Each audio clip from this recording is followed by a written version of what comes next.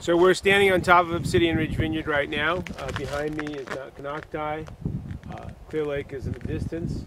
We are at the very top of the Mayacamas Range here at 2,600 feet, half a mile up in the atmosphere.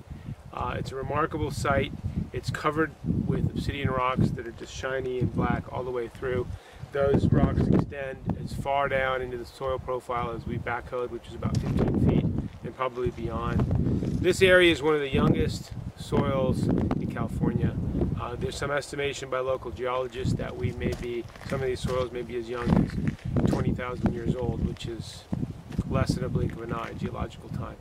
Right behind us is a mountain called Mount Canocti, and it is considered the thinnest part of the Earth's crust in North America, other than the active volcanoes, obviously. Though obviously this was an active volcano. Obsidian forms when the last gases of explosion come out, and it just bubbles out like taffy, and it hardens and cracks very closely.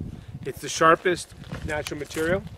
It was extremely important for the Native Americans. This site particularly was used for both hatchets and gaming knives, and examples of this flow, because every flow is a different signature, have been found all the way on the East Coast.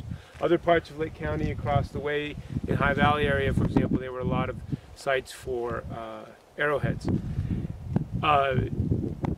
What's interesting about the obsidian, obviously this is a very cool material, but it also just talks about having very well drained soils, very meager soils. These are young soils with a lot of organic matter, and you have vines that really have to work to produce fruit up here. The other thing that's distinctive about Obsidian Ridge is the elevation.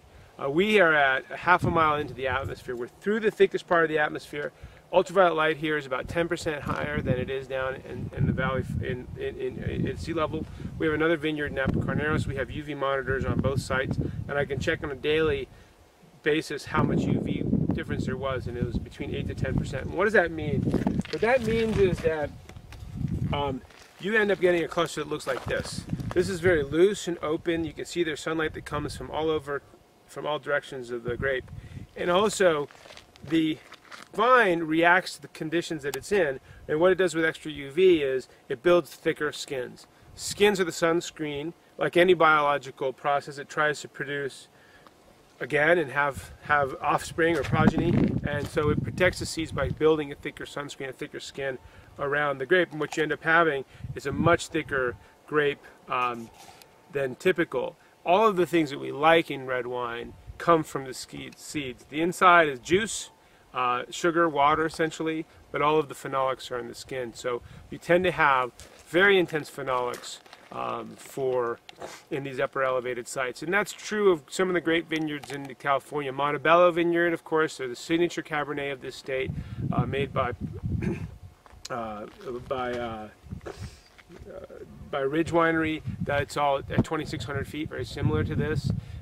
I think they're like 50 feet difference than we are, but all up and down the Mayacamas, Mount Veeder, Spring Mountain, Diamond Mountain, Howell Mountain, which is part of the Vaca Range technically, but all produce grapes that look like this. And it's really a question of climate and soil.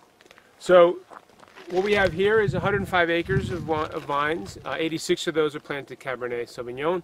We have 5 different clones of Cabernet Sauvignon. 337, 15, and 4 are predominant ones, and we have actually 6. We have 3 smaller selections of clones from France. We also have 5 clones of Syrah. We have Petit Verdot, Cabernet Franc, Petit Syrah, and now we have buttered over some Malbec. All red varieties. And you know, when we saw this vineyard for the first time, it was a cold February evening in 1998. And I came up here, and we've been looking at vineyards all throughout the Mayacamas. I just couldn't believe this was available. It was 105 acres with an abandoned walnut orchard, these little bonsai dry farm walnut trees that had been farmed for 40 years. And it was basically a 30-second buying decision. You know, of course, we did all the soil analysis afterwards. We did a well to make sure we had water. But you know, you get a couple shots in your career when you, as a vineyard person, to find a site like this. When we found this site, we jumped on it, and then everything we've done since then, whether it's clonal selection or whether it's vine orientation or whether it's farming practices, we really wanted to produce an amazing vineyard, and I hope that that's coming to bear. Thank you, Peter.